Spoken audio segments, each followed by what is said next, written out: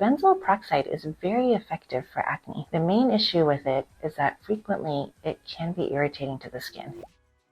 Hello, my name is Dr. Melissa Chang, and this is part of my acne series. And so if you want to see some of our other videos related to this topic, please look at the playlist below. Today, we're going to do a little snippet on benzoyl peroxide, which is one of the two most common acne medications that you will find in your drugstore at your pharmacy. Even though there's lots of brand names, if you look at the active ingredient, typically you'll see it's salicylic acid or benzoyl peroxide. So benzoyl peroxide is very effective for acne. The way that it works is it kills the bacteria that cause acne. The main issue with it is that frequently it can be irritating to the skin, and it is probably the most common thing that I see patients come in for when they're having irritation and rashiness from their treatment, which they may not even know is from their treatment. So benzoyl peroxide comes in different formulations. You can get a wash or you can get a topical that you leave on your skin. If you are getting a wash, it'll typically come in 2.5%, 5%, 10%. You actually do not need to get a 10% benzoyl peroxide wash. There have been studies that show that 2.5% is just as effective, but it's less irritating for the skin. I think in general, go for the 2.5% unless you know you can tolerate it.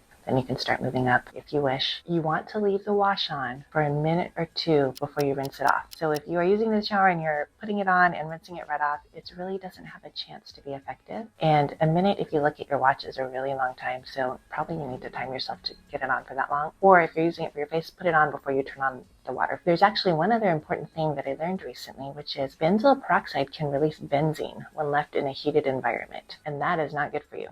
So put your benzoyl peroxide in a cool place. You might even want to keep it in your fridge. Definitely don't leave it in your car if it's summertime. And even your bathroom can get kind of warm, so consider that when you're storing your benzoyl peroxide. If you are using a gel or a cream, typically what I recommend, unless you have very hardy skin, is just wait until you have a red juicy pimple that you need to address, and then use a little bit of that benzoyl peroxide focally on that spot, and it kind of helps dry it out without irritating the rest of your skin. Oh, one little side note, benzoyl peroxide will bleach your towels and sheets.